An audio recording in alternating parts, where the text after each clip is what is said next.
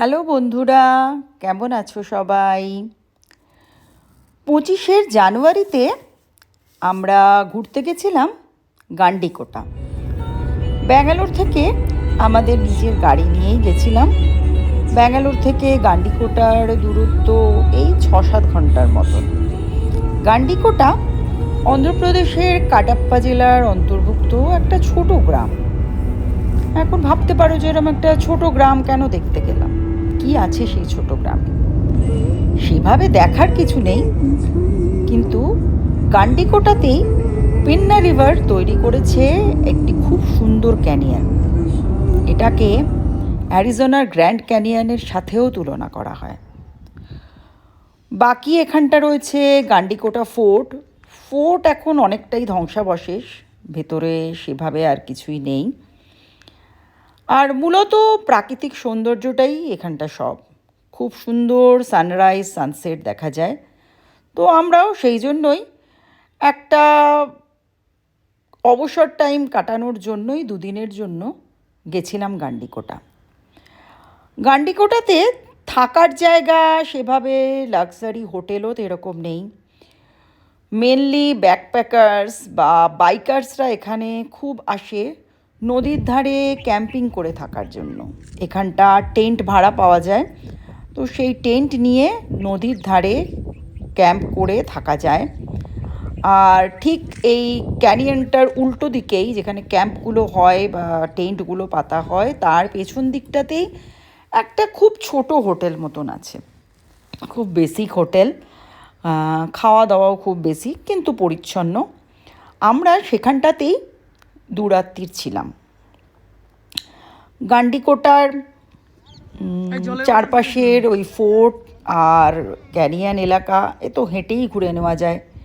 এছাড়া বাকি একটু দূরে গেলে আছে বেলাম কেভস, যেটা আমরা পরদিন দেখতে গেছিলাম। তো আমরা ভোরবেলা ব্যাঙ্গালোর থেকে বেরিয়ে পৌঁছাতে পৌঁছাতে তো প্রায় দুপুর হয়ে গেছিলো।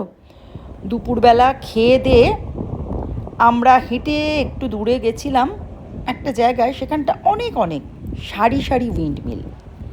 আমি এর আগে এক জায়গায় এত সামনে থেকে এত এত উইন্ডমিল কখনো দেখিনি। এই উইন্ডমিল দেখে বিকেলবেলা প্রায় গোল্ডেন আওয়ার মোমেন্টসে চারপাশের জায়গাটা এত ভালো লাগছিল। ফটোশ্যুট তো একটু করতে হয়। আমার মেয়েরা বলে যে সব জায়গায় গিয়ে এত ফটো তোলার কি আছে? আরে ফটোগুলোই তো মেমোরিজ, বলো, পরে যখন দেখি তখন বেশ ভালো লাগে না? তারপর সেখান থেকে এলাম গান্ডিকোটা ফোর্ট। গান্ডিকোটা ফোর্টে একটা মন্দির আছে, পুজো হয় না, পুরোটাই প্রায় ধ্বংসাবশেষ। আর এই ফোর্টের পেছন থেকেই বসে দেখলাম অপূর্ব একটা সানসেট, ভীষণ সুন্দর। তার ভেতরে একটু হেঁটে গেলাম গান্ডিকোটা, যেটা ক্যানিয়ন ভিউ পয়েন্ট, যেখান থেকে পুরো ক্যানিয়নটাকে একটা ভালো ভিউ পাওয়া যায়। ফটোশ্যুট পয়েন্টও বলতে পারো, 2-1টা ওখানটা বসে ফটো তোলা হলো।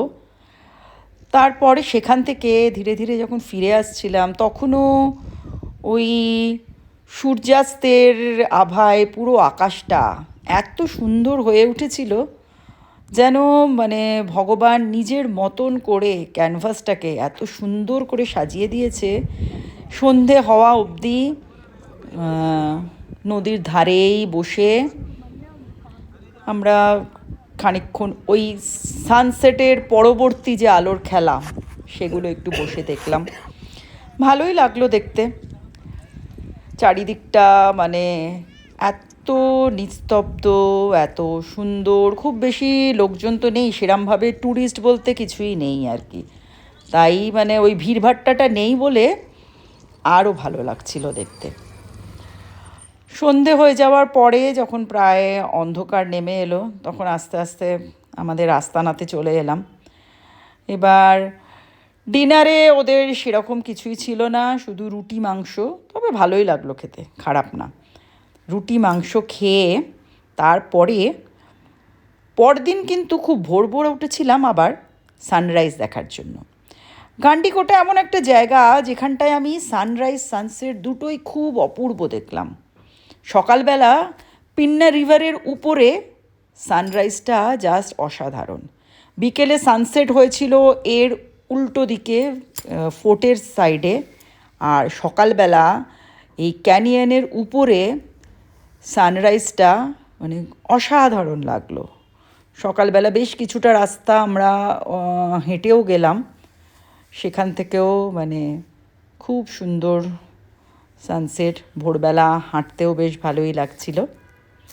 এরপর তৈরি হয়ে যাব পরের গন্তব্য বেলাম কেভস। সে নিয়ে আসছি পরের পর্বে।